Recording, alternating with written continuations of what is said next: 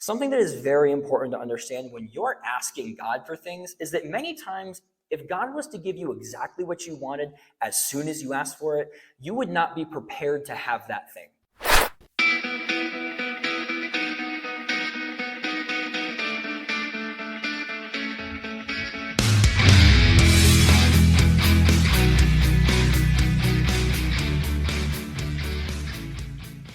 Why Judges in particular? Because I absolutely love the book of Judges, and I still don't know why, but I absolutely adore it. And tonight we're going to be talking about this weaselly little dude named Gideon, who was chosen by God to lead the Israelites in one of the darkest times in their history. And through his successes and failures, a really important lesson is taught to us about how God deals with spiritual insecurity and doubt, which is a big, big thing. So before we get to Gideon, before we get to that little dude, we got to make sure we're on the same ground here. Spiritual insecurity, unsteady faith, doubt in God's commands and his promise and his presence. These are facts of life. It's not always easy to stay in tune with God when you can't see or hear the man at will. After all, if we were to be able to have a constant, steady stream of faith in the Lord and his commands, then we would never sin in the first place. And we know that's not going to happen.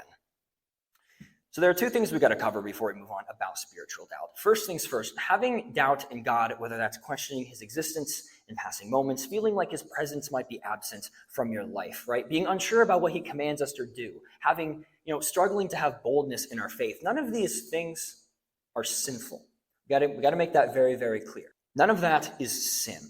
Because if it was, mankind's first sin would have been doubting God, but that's not what it says. Saying that doubt is a sin would be kind of comparable to saying that temptation to sin is a sin. And if that was the case, then Jesus would have sinned, and that didn't happen. The desire to do something can't be that something. You're not swearing off God or acting against him just because you sometimes struggle to trust in his plan. Now, acting on that doubt and going outside of his commandments, that's a whole different story, but it's really important to understand the difference between doubt and sinning because of doubt, because they're completely different. And that leads me to the second point, which is that doubt in the Lord should not be something that you feel shame over. Now, shame was something we talked about quite a bit last week, because shame is something that you feel when you think you've done something wrong. So in regards to sin, you feel shame before God when you sin. Knowing that, we should not feel shame over the doubts that we feel. However, many, many, many people do very severely, and it's something that they'll have a lot of trouble discussing and bringing up to people. The problem is that doubting the Lord is something that every single person is going to struggle with in a completely unique way, right? We're all going to struggle with different commandments. We're all going to struggle at different points in our life. But if we begin to feel ashamed for that, if we begin to feel shame because we're simply doubting in him, you're going to struggle to talk about it. You're going to let it sit inside of you, and it's not going to be addressed properly. Then a whole host of other problems might show up.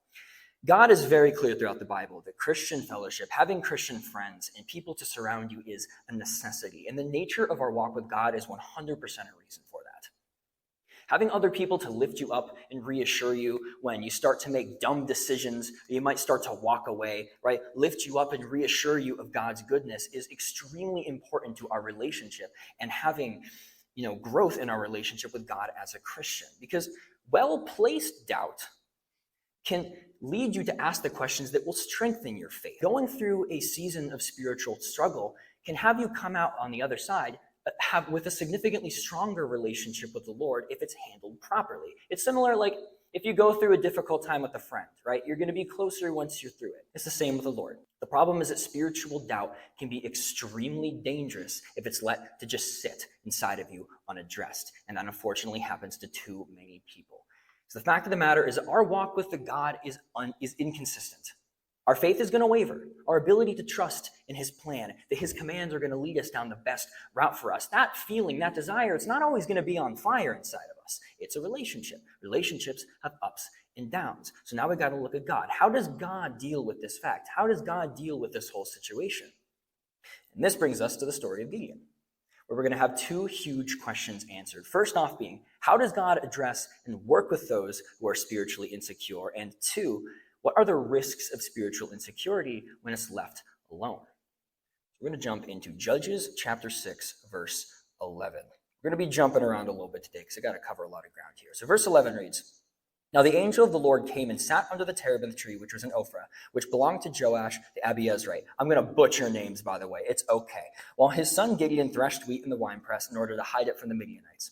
And the angel of the Lord appeared to him and said to him, 'The Lord is with you, you mighty man of valor.'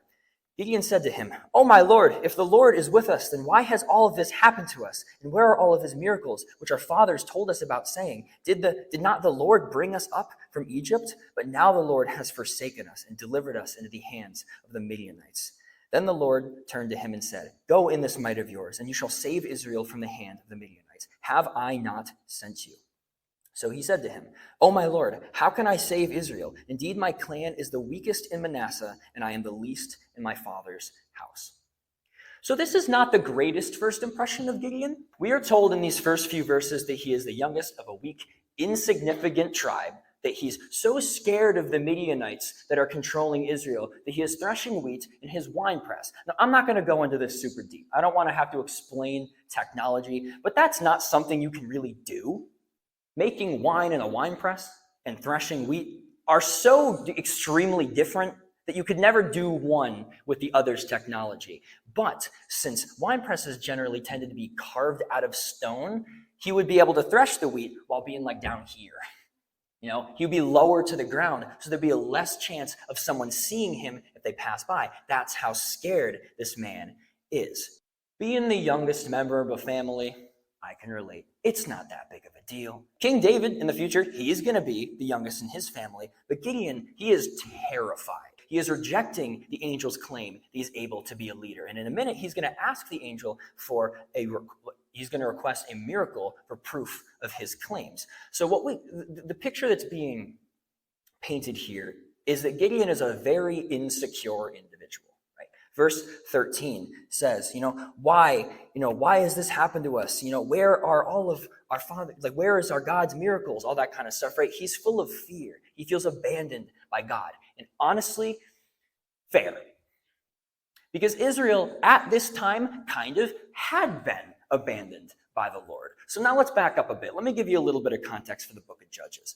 The book of Judges takes place after Joshua. It's the seventh book in the Bible. So Joshua has taken the people out of the 40 years in the wilderness and has conquered a huge chunk of the promised land that had been promised to Abraham's descendants. Now, once they're in there, God directs them very clearly. You have to wipe out everyone that's living in this land. They worship false gods. They do not like you, and they will cause you problems. So it makes sense that they don't wipe them out. And guess what? They cause them problems. Funny how God knows what's going to happen, right? Maybe we should listen to him. So what happens in the book of Judges? Israel adopts false worship and ungodly practices. God removes his blessing from them so they can be taken over by another nation to let them feel the repercussions for their idol worship, for their dumb decisions. And eventually he will save them from that control when they as a nation cry out to him. And he'll do that by not providing a king, but a judge. Big difference there. It's someone that rises up, that unifies the people in a revolt against whatever nation had control over them. And preferably afterwards, that person would become kind of a judge of morals, a guide for the people of Israel. You rinse, repeat this process over and over and over and over, and that's the book of Judges. It's really not all that fun, but I absolutely love it. I think it tells such an interesting story. You see the moral degradation of the society. It's very, very interesting.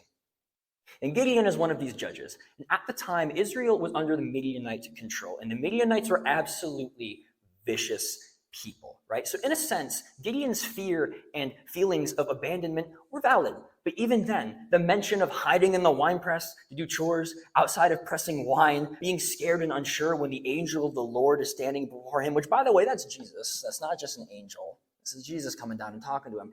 It shows us that in comparison to the other judges and the other spiritual leaders that Israel would see, Gideon is not a bold individual. He is quite the opposite. And this is going to bring us into verse 16, which reads, "And the Lord said to him, 'Surely I will be with you, and you shall defeat the Midianites as one man.' Then he said to him," this being Gideon speaking, "If now I have found favor in your sight, then show me a sign that it is you who talk with me. Do not depart from here, I pray, until I come to you and bring out my offering and set it before you." So this is a big promise here from the angel of the Lord. He is choosing Gideon for a really important role, and his response is really natural. Just complete unbelief. He does not trust a word that is being told to him right now. This is so far outside of his existence. He's from an insignificant tribe. He's the youngest in that tribe, and he is being asked for so much that he probably never would have imagined he ever had to do. So his response of unbelief and doubt, it makes sense. Now, it's not ideal that Gideon is struggling to put his faith in God, but it is very human. It does make a lot of sense. If God told me to go into the NBA, I would not know what to do. I would have a lot of trouble just trusting that God was going to get me there because it's outside of my existence. I'm not tall. I'm terrible at basketball. But the point here is that God's promises, he doesn't break them. We've already covered in this series that it really seems that God has a very deep understanding of the human nature. The story of Genesis 1 through 3, it plays out in a way that makes that super clear. So if God is coming to this meek little guy, someone who struggles with putting his faith in God, then there's going to be a really important point made about spiritual insecurity on his part. So let's see how God responds to Gideon's request for a sign. So he goes, he prepares the offering, he brings it to the angel of the Lord, and that brings us to verse 21, which reads, Then the angel of the Lord put out the end of the staff that was in his hand and touched the meat and the unleavened bread, and fire rose out of the rock and consumed the meat and the unleavened bread. And the angel of the Lord departed out of his sight. Now Gideon perceived that he was the angel of the Lord. So Gideon said, Alas, O Lord God, for I have seen the angel of the Lord face to face. Then the Lord said to him, Peace be with you. Do not fear. You shall not die. So Gideon built an altar there to the Lord and called it, The Lord is Peace. To this day, it is still in Ophrah of the Abiezrites. So God sees Gideon's fear and insecurity, his inability to trust in what the angel of the Lord is saying. And instead of, chastising him or getting angry at Gideon, he's understanding and he cooperates. He provides exactly what Gideon needs to be confident and be a part of God's plan. This patience with Gideon here shows that God recognizes our fear, our insecurity, our human nature, and is willing to work with us through it. The angel of the Lord setting fire to this offering is the first of a handful of miracles that are going to be performed for Gideon. And his initial response to seeing something like this is absolutely great. Breaking out in praise, using the term Lord God, with God all in uppercase, which translates to God's proper name, Adonai Jehovah. We talked about that in the previous couple weeks. It's a name that's used to exalt God. He's showing praise and worship and reverence. He builds an altar, naming it, The Lord is Peace, showing that God, in doing this, God was able to provide him a level of confidence in the plan that he wants Gideon to be a part of. What we see here is a true heart for God from Gideon. And that's important to note. It's also important to note that it's not too common in the Old Testament that massive signs like this are provided for a single person at request. This is not too common.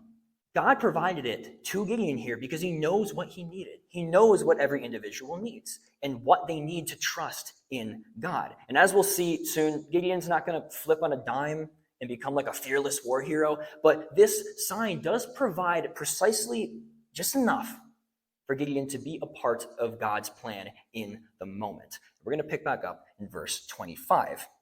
Which reads, Now it came to pass the same night that the Lord said to him, Take your father's young bull, the second bull of 7 years old, and tear down the altar of Baal that your father has, and cut down the wooden image that is beside it. Build an altar to the Lord your God on top of this rock in the proper arrangement, and take the second bull and offer a burnt sacrifice with the wood of the image which you shall cut down. So Gideon took 10 men from among his servants and did as the Lord had said to him. But because he feared his father's household and the men of the city too much to do it by day, he did it by night.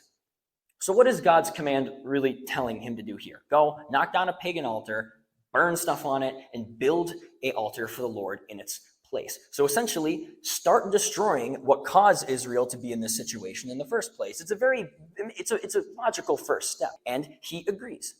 Gideon does exactly what he was asked to do. He grabs his servants, they go, they make the move in the middle of the night, and it works. No one is able to say otherwise. And this seems like a really smart idea on behalf of Gideon, to move in the night where nobody is around to cause problems. But verse 27 specifies that he didn't do it because this was like smart thinking on his part. He did it because he was scared. I want to call you back to verse 23, which read, "Peace be with you, do not fear, you shall not die." So while Gideon has been comforted and boosted enough by the Lord to follow the commands, he's still not convinced by the claim that God is providing a level of protection. Again, this is not ideal, but it is understandable. If an angel came down into my living room and told me, "I need you to go into Rochester and knock down a statue," don't worry, I'm protecting you. You're not going to die. You'll be fine. I go and check the expiration date on my milk because that would be so outside of what my normal is. It would be hard for me to take that at face value and keep moving. So it makes sense that he's struggling like this, that he's struggling to have this confidence in the Lord. But once again, we are seeing the contrast between Gideon and other leaders of Israel. Take Moses, for example. When God first came to Moses in the burning bush, Moses was unsure of whether or not he'd be able to speak well enough to proclaim the prophecy that he was being asked to because he had a speech impediment. So God, a little annoyed by the hesitancy, did agree to let Moses, his brother Aaron, shoulder some of that responsibility. But from that point moving forward, they are nothing but extremely brave and confident with their conflicts with Pharaoh and the Egyptians that had the Israelites held captive. And we're just not seeing that kind of growth from Gideon. At least not yet. He is thankful and he is worshiping God. He destroys the Baal altar and builds one to the one true God in his place as commanded, but he does it in kind of like an unassuming, kind of decidedly unmacho manner. So let's quickly look at a couple other examples. Let's look at a few of the kings that are going to lead Israel in the books coming after Judges. Saul is Israel's first king. He is described as the tallest, most handsome man in all of Israel. Now, Israel's second king is King David. I imagine you guys probably know quite a bit about him. He was strong enough to chuck a rock at someone, a giant's head, and kill it. But also, this doesn't get talked about nearly as much, and it's unfortunate. He wrestled a bear at one point and won. So, not like huge, but very strong. The point I'm trying to make here is that the leaders of Israel tended to have leadership qualities, at least ones that are surface level, the outspoken, the brave, the strong, the prophetic. They may have come from strange backgrounds, like David, again, was the youngest member of his family, but they fit the bill of leader in a traditional sense. Gideon, as far as I'm concerned, is just a guy. He is acting exactly how a normal person would act in a situation like this, hesitantly and with fear. It is true that Saul ended up being kind of a complete nightmare. We're not going to talk about that, though. Now, let me ask you this. You don't have to answer this directly, but I want you to think of this as we move forward. I want you guys to think of a time in your life where you've been just in a period of struggle, in fear, engulfed in doubt. You feel alone. You're not feeling God's presence, only for God to pull through and provide you the comfort and provide you the peace that you were asking for.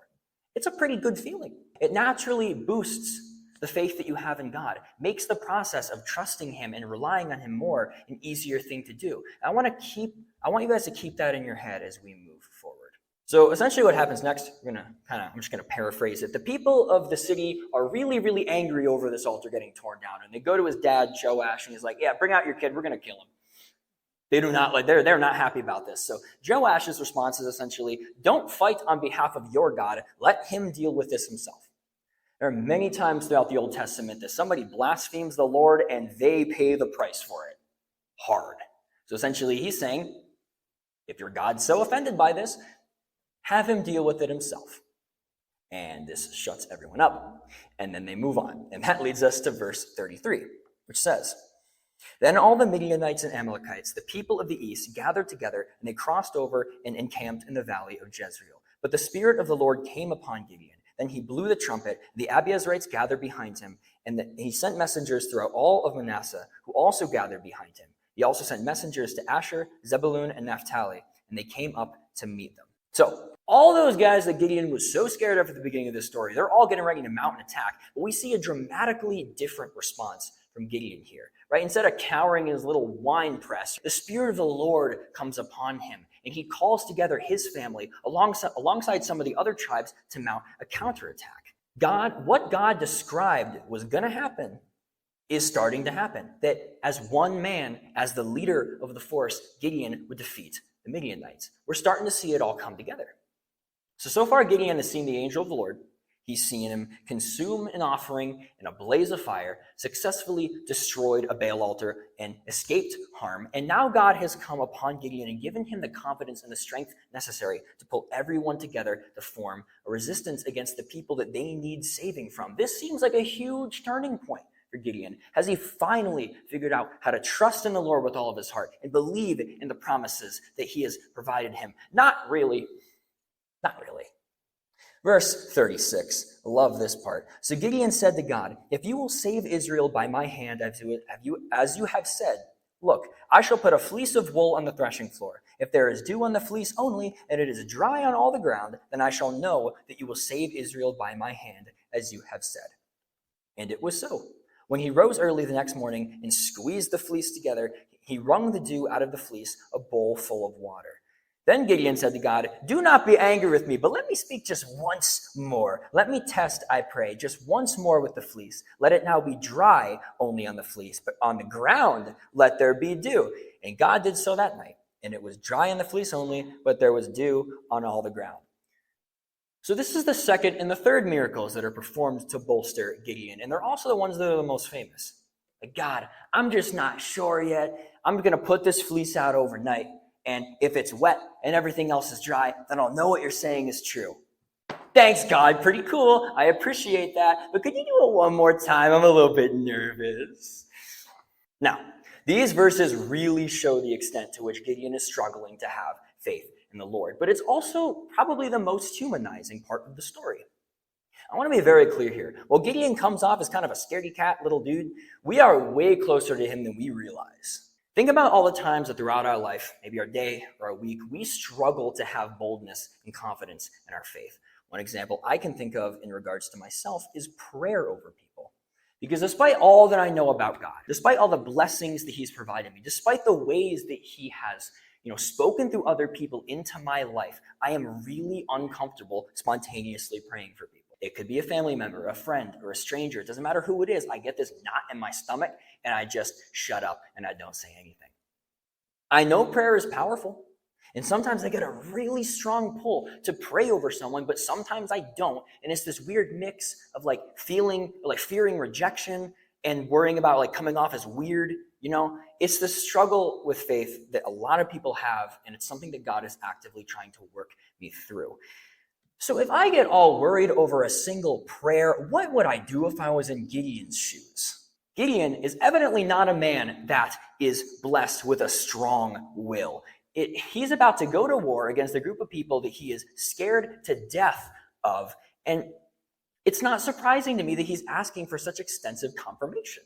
It makes sense. It's probably what I would do. He's being asked to do something his position should never have called for. And what makes me love this story so much is how patient God is with Gideon through all of this. This might be the clearest example in the Old Testament of God understanding the human condition, of being aware and caring to the doubt and the fear that is going to arise in us. Does it make him happy that Gideon is essentially putting him through tests, struggling to gain any sort of trust in his commandments? Probably not. But regardless of that, there is a desire here to act out God's will, to keep pushing forward in what he wants him to do. Lord, give me a sign and I'll know what you said is true.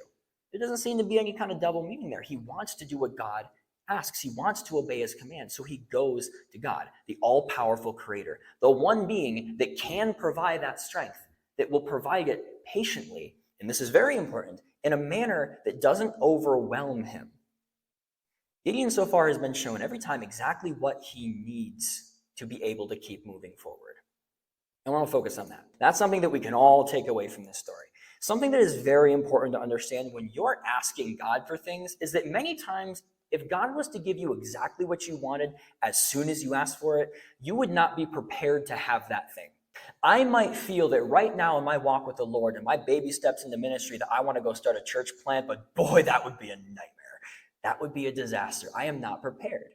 So let's look at this from the perspective of sin. Whether it's gluttony, jealousy, lust, or thievery, any sin you might desire saving from. Not to say that God can't do this, but if he was to immediately free you from that after a single prayer, you probably will not have built up the understanding necessary to keep yourself away from that sin in the future, or other sins to just walk in and take its place. Matthew chapter 12, verse 45 talks about this.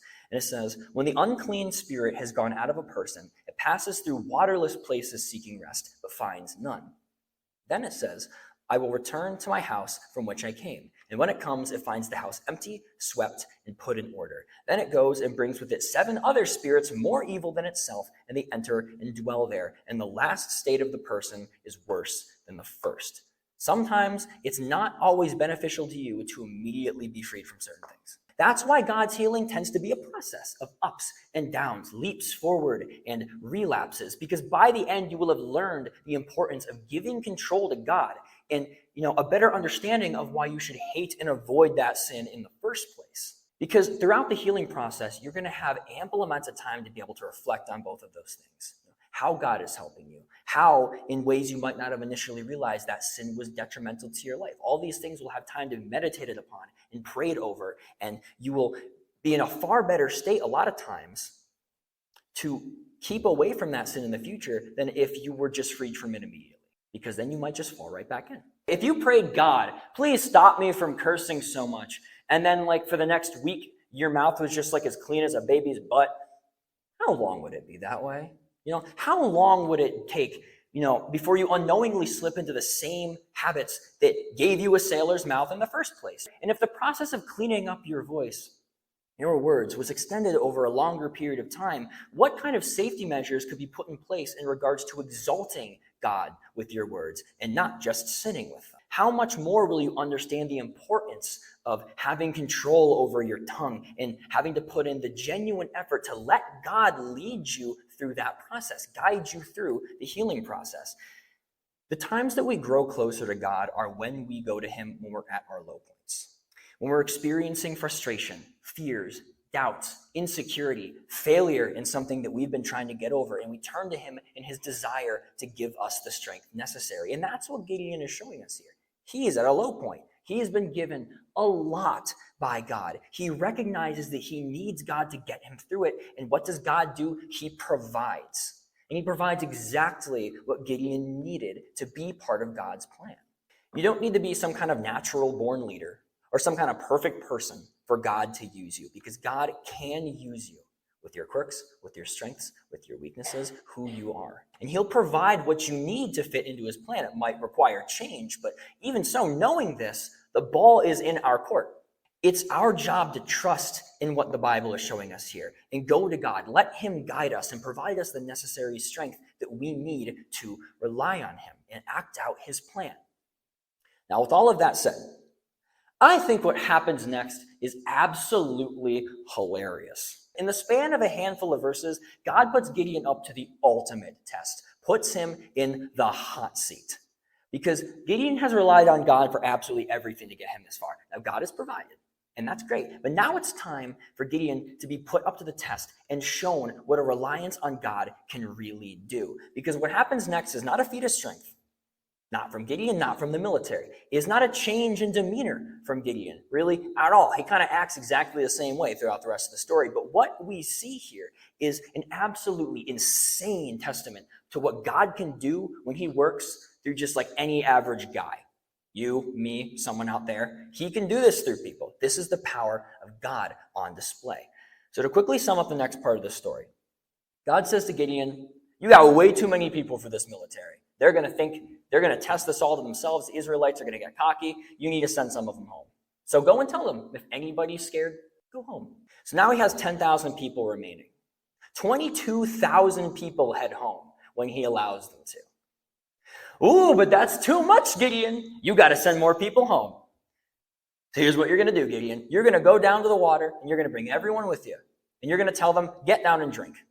And whoever gets down and drinks like a dog, so lapping up the water with their tongue, like the ultimate sign of really not caring what you look like, really not being prideful, those people can stay, and everyone else has to go home.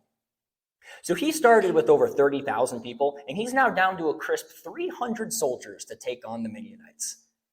God, what are you doing here? I'm going to tell you what he's doing. He has put a man who is terrified of the Midianites, who has relied on God's confirmation to get through every single step of the way, and put him in charge of what the world would see as a 300-man suicide march. Very cool, right? This is a battle that in every stretch of the sense is unwinnable by a manner of strength. Any victory that follows trimming your numbers down to less than 1% of what you originally had is only winnable by the grace of God, okay? There's no sort of military tactic that's going to get you to win here, not without some sort of divine intervention. So, through working with Gideon, God was able to bring all of these people together, and now he's going to show that none of that is necessary. That without a shadow of a doubt, that this victory is going to belong to God. And that's where we're going to pick up in chapter 7, verse 9, which reads, "It happened on the same night that the Lord said to him, 'Arise, go down against the camp, for I have delivered it into your hand. But if you are afraid to go down to the camp with Purah your servant, and you shall hear what they say. And afterwards your hands shall be strengthened to go down against the camp.' Then he went down with Purah his servant to the outpost of the armed men who were in the camp. Now the Midianites and Amalekites, all the people of the east, were lying in the valley as numerous as locusts, so a lot.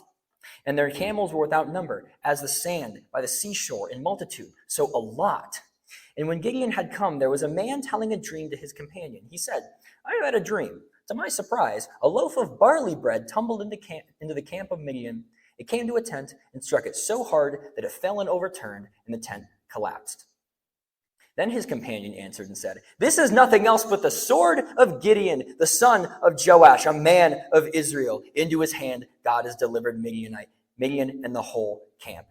And so it was, when Gideon heard the telling of the dream and its interpretation, that he worshipped. He returned to the camp of Israel and said, 'Arise, for the Lord has delivered the camp of Midian into your hand.'" I love this part of the story because God recognizes the fact that he has asked Gideon to do the most insane thing yet so far, and he does the most amount of work to make Gideon confident. This story, this chunk of it's so funny. Oh, you're worried? You're worried that your 300 people who drink water like a dog can't take on the tens of thousands of bloodthirsty pagan war beasts? I don't know what they look like, but they're probably pretty strong.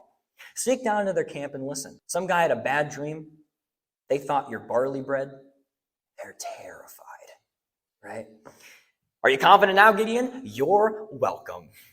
So now with the biggest task alongside the biggest possible boost in confidence God could provide, Gideon does something that is actually really smart, but only would have worked if God had gone into the camp and scared them beforehand. And that brings us to verse 16. Which reads, "Then he divided the 300 men into 3 companies, and he put a trumpet into every man's hand with empty pitchers and torches inside the pitchers. And he said to them, 'Look at me and do likewise. Watch, and when I come to the edge of the camp, you shall do as I do. When I blow the trumpet, I and all who are with me, then you also blow the trumpet on every side of the whole camp and say, the sword of the Lord and of Gideon.' So Gideon and the 100 men who were with him came to the outpost of the camp at the beginning of the middle watch, just as they had posted the watch, and they blew the trumpets and broke the pitchers that were in their hands. Then the 3 companies blew the trumpets and broke the pitchers. They held the torches in their left hands, and the trumpets in their right hands were blowing, and they cried, 'The sword of the Lord and of Gideon.' And every man stood in his place all around the camp, and the whole army ran and cried out and fled. When the 300 blew the trumpets, the Lord set every man's sword against his companion throughout the whole camp. And the army fled to Beth Acacia towards Zerera, as far as the border of Abel Meholah by Tabbath." I don't know how any of these words are pronounced, but you get the point. Gideon's plan was to take 300 people, equip them with no weapons at all, give them a trumpet, a torch, and a pitcher. So when an army would go to war, a group of trumpet players would precede them. And if you had 300 trumpet players who were also holding torches, breaking stuff all around you at the same time to make just the hugest noise you could possibly imagine, all screaming, "The sword of the Lord and of Gideon," this huge explosion of noise would have made them think that Gideon's force was massive. Huge. A lot more than 300 people, even though in reality, it was 300 people who drink water like dogs without a weapon. This is so smart. I can't stress how good this is. But because the people were already scared, they would have been crippled by fear with this. Exactly what they thought was prophesied through the dream is now happening. And when that happens, God moves into the camp, causes them to turn on each other, pretty much just allowing Gideon to essentially do nothing.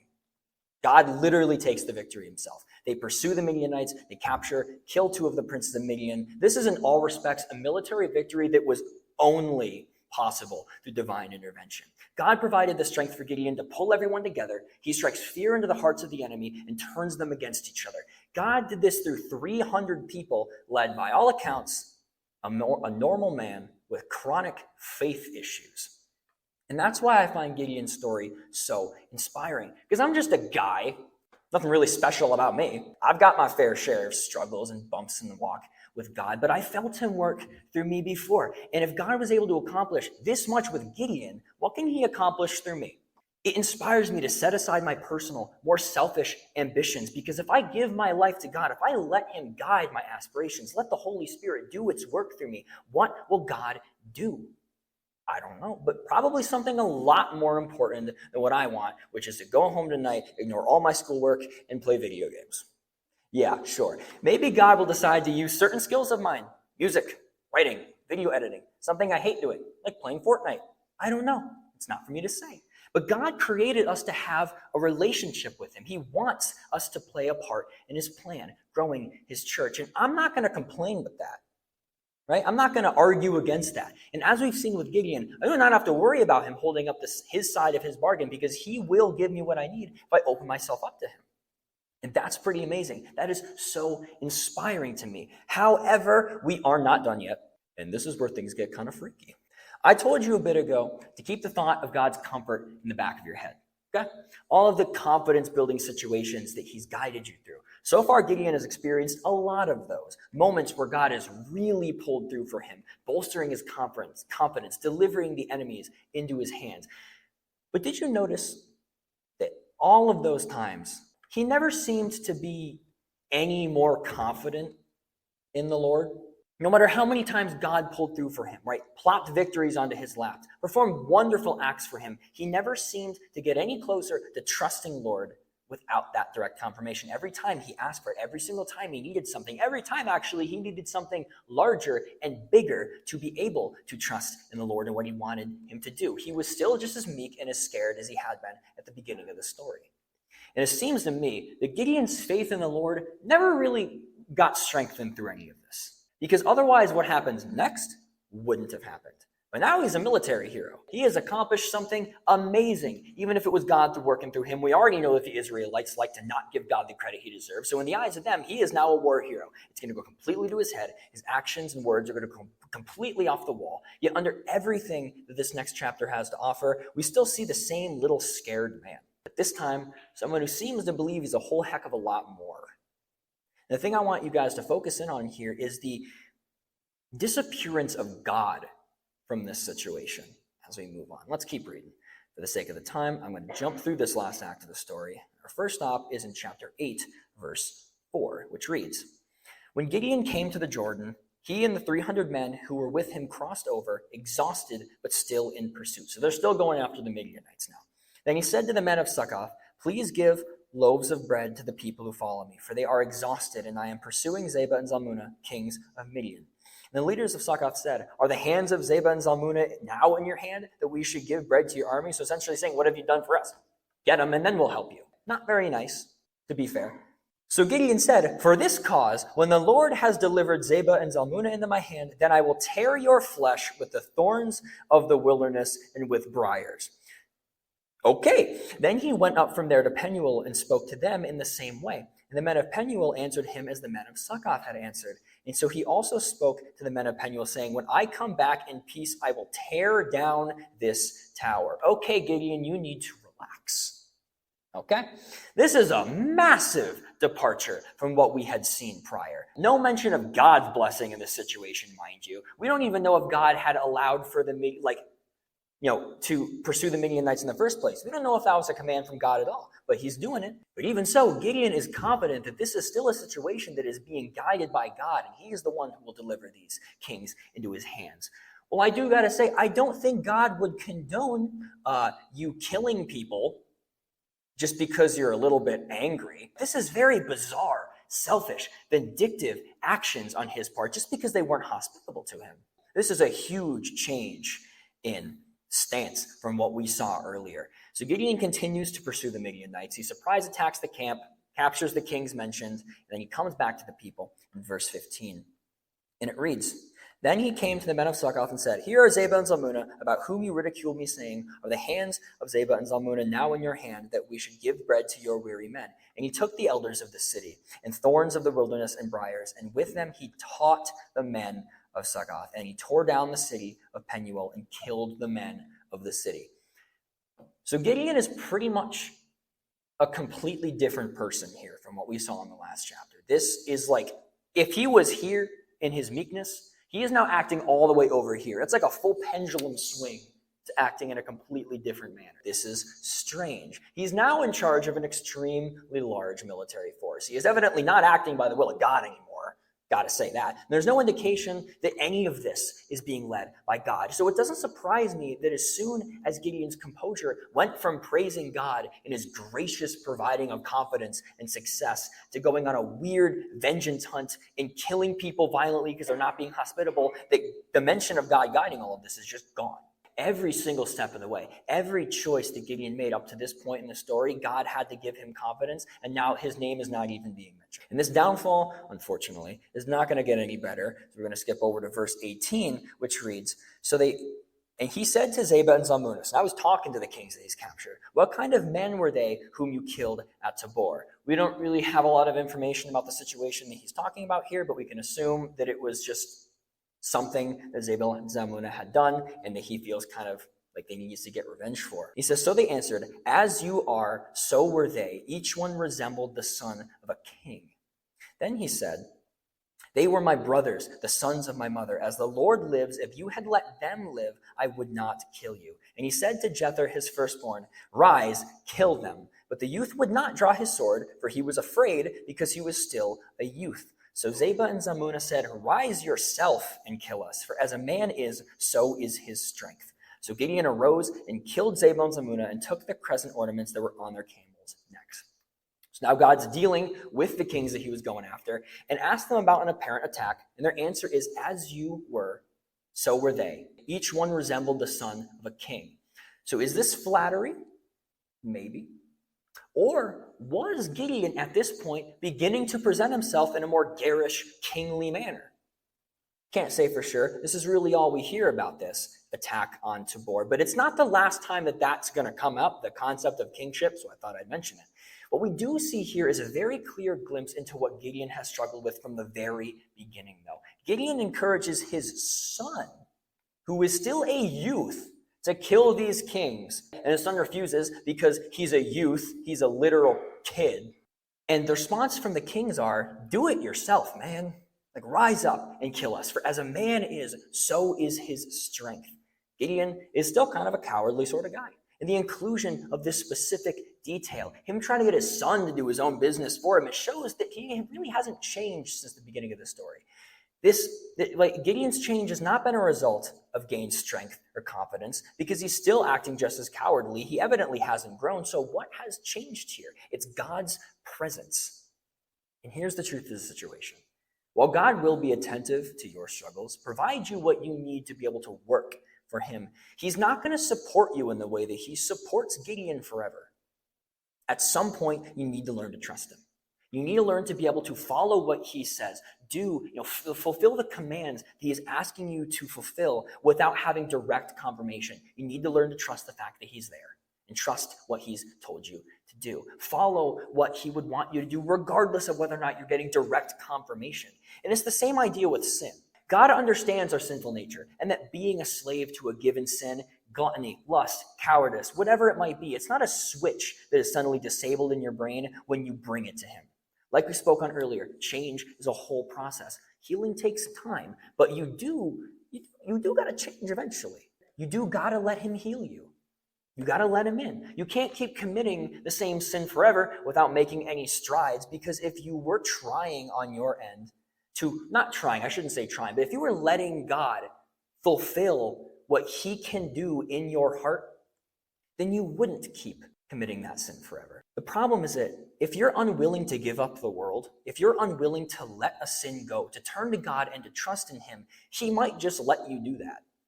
He might stop calling. He might stop pulling at your heart. And the results are not going to be good for you. It's what happens over and over in the book of of Judges. And it's what we're seeing here with Gideon's story. He never truly let God change him. He never learned to trust God anymore on his own. And despite God's extreme graciousness and working in him and guiding him through every single step of this difficult time in his life, when God's direct, and mind you, extremely direct encouragement disappeared, so did Gideon's obedience. Now he's unfortunately in control of extreme military power. Those things don't tend to mix too well. Just saying, and that's what we're seeing here. So after all of this happens, the people come to Gideon and they attest all these victories to him, just like God had said that they were probably going to do. And they want to make him a king. And interestingly enough, Gideon denies and redirects the successes up to God. And this seems like a sign that he still did have that connection, that he was still in touch with the fact that it was God who had gotten him through this whole adventure. However, he immediately backpedals on this stance by asking them, no, I don't want to be king. Instead, just give me all of like the gold earrings you got off of the dead Midianites' bodies. That's what I'll take. And they're like, well, that's not much. Sure, we'll give them to you. It's not that big of a deal. So what does he do with those? He melts them all down and he creates a golden ephod. So we talked about this a little bit recently, but the ephod was a traditional priest garment that they would wear. It was not normally made out of gold. So now we're getting like a little bit idolish here. Something seems a little bit strange. So he takes it, he sets it up in his hometown, and then we're told that later on it becomes a place of idol worship. So very cool. You are literally bringing back the exact thing that you were told to get rid of in the first place. Very cool, Gideon. Thanks so much. How about you take 70 wives while you're at it? Because that's what he does. He names one of his children Abimelech, which literally means my father is king. So that's pretty blatant, right? Imagine walking into your room and being like, hey, Dad, how you doing? Hello, my father is very good at Fortnite. How are you doing today? How was school? Why would you name your kid that? I'm sorry. Anyway, we're told that eventually he passes away without ever actually properly judged Israel as a judge should have. Gideon was a person that God used to accomplish a lot. And in that success, it shows us the character of a person, that the natural strength of your will is not a barrier to God using you for his plan. He will use you. He will strengthen you. But Gideon's colossal downfall here into selfish killing, just doing whatever he wants, to reintroducing idol worship and leading Israel away from God really shows the risks of being complacent when God is trying to guide you. Never learning to properly trust him. Doubt, it's not a sin by itself. It's understandable. It's human. God recognizes that, and like any other struggle, he is loving, he is patient, he is more than willing to work you through it. But understand the risks of spiritual doubt in particular. Be aware of how much easier it is to be pulled away from God, to be twisted by sin when you're consistently failing to trust in our Creator. Who knows when your faith might be tested? We can't predict the future.